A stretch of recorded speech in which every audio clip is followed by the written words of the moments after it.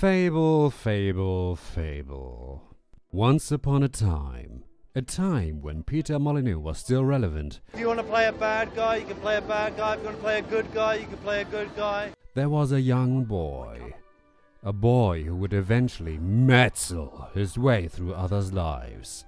This is the story of Jorgen Metzel and his alternate reality counterpart, Fable Anniversary Boy. Born in Oakvale, our heroes, Jorgen Metzel and What the hell happened to your face? Jorgen Metzel and Face Crash Fabi are forced by their father to do good deeds for payment.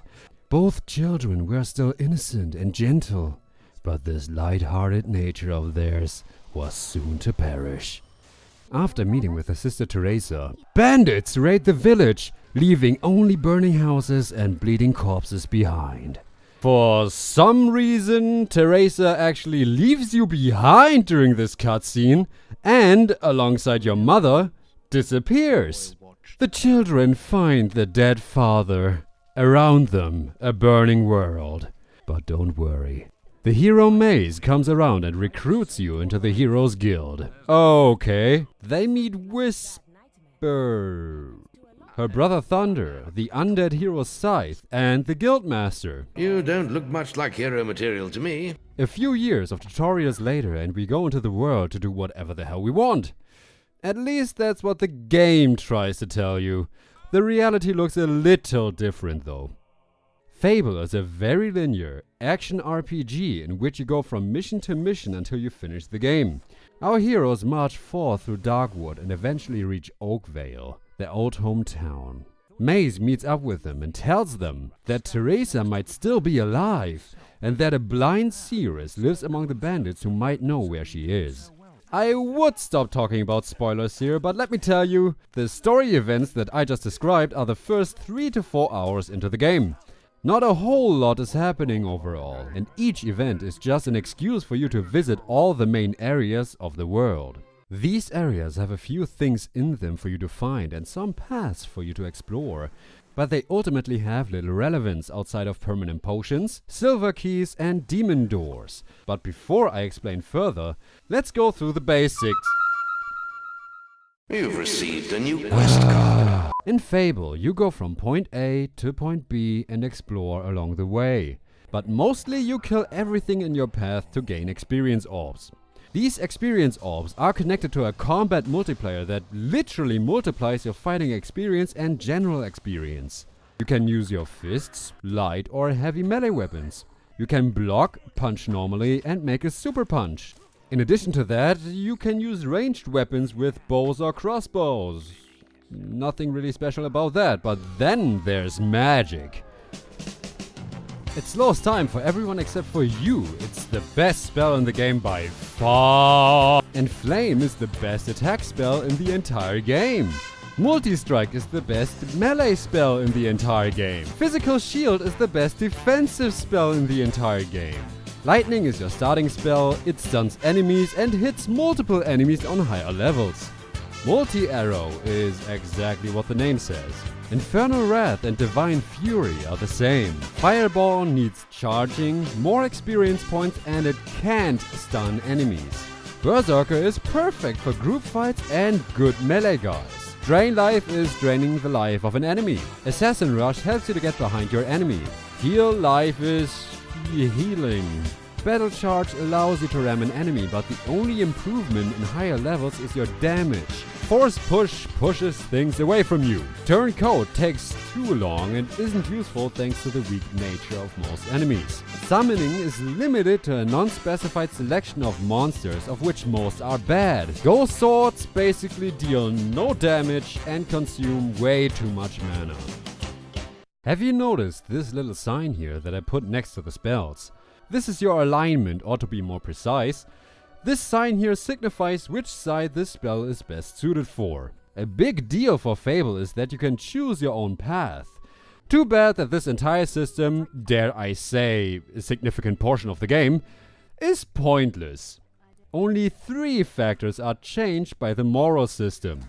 The first change is in form of the spells, as you get more experience for using evil spells or good spells depending on your alignment, which also allows you to upgrade the spell to level 4.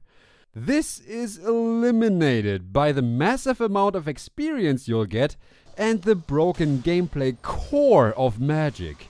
The second change is trading. The problem is that the side and main quests shower you with gold, and if you buy too expensive buildings and rent them out, then your money issues become completely non-existent. The third change is how people react to you. But really, the only thing that changes is how quickly someone falls in love with you. All these people love me! Outside of that, it's absolutely pointless, since all these people do is cheering or booing. So why would you even begin to care if your alignment has no consequence to the overall events of the game? Let's talk about marriage. Marriage is mostly useless, with the exception of 2 demon doors. One requires you to have sex a dozen times, and the second door requires you to marry Lady Tits and bitchy vibes! Demon doors are gateways to secret areas that reward you with some of the best possible items and equipment you can get in the entire game. The only alternative are silver keys and the silver key chests, which serve the same purpose. Wait, so does that mean there's nothing else to do here? Minigames! Fishing! Show people your ugly trophy within a time limit! Digging! Yeah, I got nothing. You may have many options for expressions, but none of them really matter. I will use this opportunity to talk about the wonderful inventory management. In the original, it's somewhat bearable. It's light micromanagement, but thankfully, you'll never look for something for too long thanks to the clear categories each item has and the advantages that come with light micromanagement. Fable Anniversary has a similar system that is, oh god, what is this? They basically doubled the inconvenience by not allowing you immediate, quick access to each individual menu. If that would be the only thing, then that wouldn't be so bad, but we can't have nice things now, can we? The navigation freaking sucks and mouse support is extremely glitchy, often not recognizing commands, which is also thanks to the awful keyboard layout. You can customize some of it, but the standard controls are next to unusable. I've had to actively fight with the menus to drink a fucking potion! I mean, who the fuck designed this? Did you know that the anniversary version reduced the amount of available save slots to 6, of which 2 are reserved for checkpoint and autosaves? Your health is low. Do you have any potions? Master!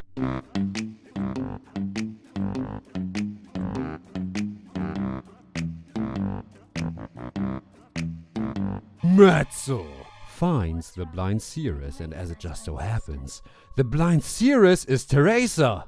On the night of the raid, bandits tortured and interrogated her, but when she refused to answer, they cut out her eyes and left her in the forest to die. It also just so happens that his bloodline is chosen. After some more questing, we eventually reach Knothole Glade, defeat some Belverines, which is just another word for werewolf, and we go to the arena. In the arena, we can choose whether or not to kill Whispered. Don't you ever call me that again, bitch! And we meet Jack of Blades, an evil hero known for the terror he once brought upon Albion. He tells Fabi that his mother is actually alive, and gives us a trophy with which he can spy on us from a distance. So, you gonna do something anytime soon? Teresa contacts him again and tells Jorgen that their bloodline is the key for the all-powerful Sword of Aeons, which Jack wants to get his hands on. Fabi reaches the Bargate prison in which Jorgen's mother is held captive. We go there, they're captured by Jack, which marks the second time for Jorgen's mother, by the way, and we are tortured for a few years until we get out. We need a new plan, so we better get the key which you need to get the sword. In a shocking twist, Mace is actually a traitor. Seems like that convenient timing at the beginning was a little bit too convenient. Mace dies with good voice acting and a terribly hilarious cutscene. Jack now has the key, and we need to track him down before he gets the sword. Come on, attack him! Metzel! Oh, for fuck's sake! Unfortunately, it took us 4 seconds to get to the guild after Jack did. And it seems like within that time, Jack was able to cause considerable damage to the entire structure, fatally kill or injure most inhabitants, and everything is burning. Jack kills our mother. Finally, he gets the sword. We kill Jack, and then we get the only moral choice of the entire game that matters. Kill Teresa and get the sword, or cast the promise of absolute power into the void and seal the blade away forever. Or at least that's what the game would like you to think. Just like everything else in Fable, this choice has next to no relevance at all. If you kill your sister, you become fully evil and you get the strongest sword in the game, alongside the evil ending.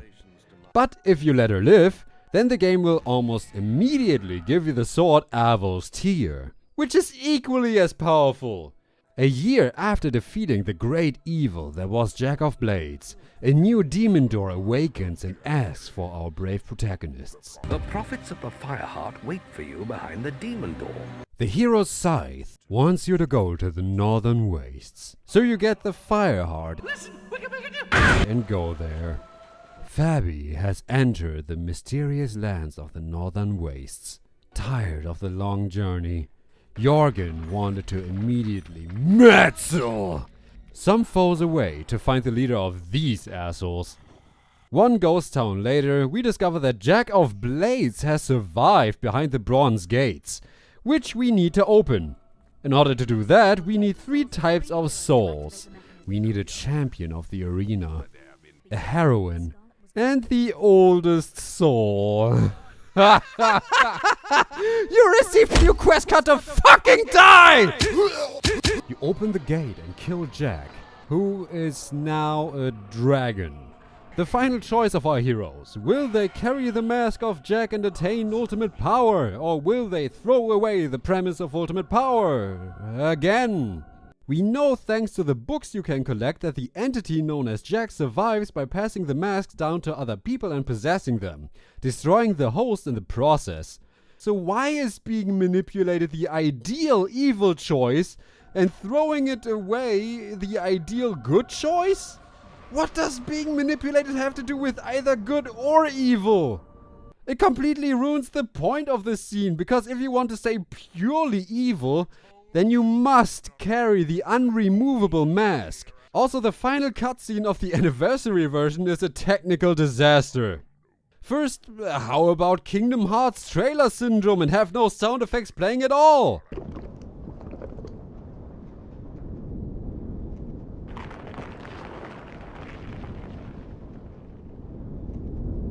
No, we need loading screens and missing credits, graphical glitches in the credit screen. You're now good enough to use the apologize expression. I killed you! Stop taunting me! Fable Anniversary has 2 difficulties.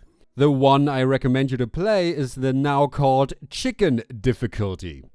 And then there's the Heroic difficulty, which is just So the gist of it is, enemies are better equipped, stronger enemies spawn, they deal twice or 3 times more damage, the amount of useful potions around the world has been reduced, you get a minus 40% penalty on your gathered experience points, trading in general gives you less money and buying items costs more. As long as you're careful, you can easily abuse the combat multiplier and break this new difficulty in half within the first 2 hours. So, is Heroic difficulty worth playing? No. It presented more technical issues than benefits.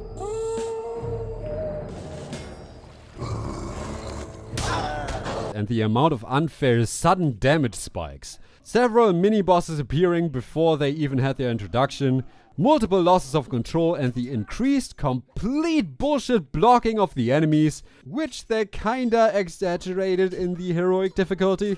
didn't make this mode a lot of fun for me, like at any point. Is Fable a bad game then? By definition, yes. All the quests consist of nothing but killing things. Gathering evil alignment is incredibly obnoxious, because killing certain enemies makes you a good person. There isn't a single playthrough without technical problems, and none of the mechanics in this game work right. What makes Fable special, however, is that it manages to bring the combat mechanics together in a unique way in this surprisingly brutal fantasy world. Do you see this lock-on marker? In the remaster, the developers thought it was a good idea to remove its properties, and it only shows itself if you approach an object or an NPC with a secondary function, like traders. This, in addition to the unimproved, absolutely abysmal camera, makes the game even more clunky. The game should be in the below average range. But this game has a very motivating experience system, and it almost begs you to rip it apart to get the most out of it. It has many mechanics, but nothing really works right. It has many unique ideas, but it's too simple to let them shine. It has a very good soundtrack, which feels extremely repetitive due to the game only having about 15 tracks. And yet you can't help but to be eventually invested in this dark depiction of traditional fantasy and how its innocent, comedic nature is sometimes a cover for some rather fucked up shit. If you choose to play Fable on PC, then get Fable The Lost Chapters of 2006. It's not perfect, but the best way to play this game. The anniversary version is a shitty port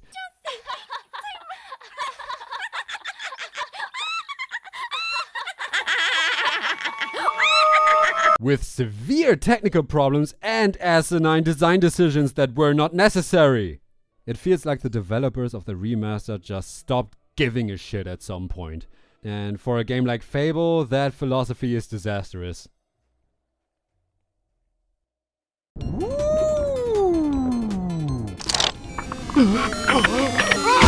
Nope!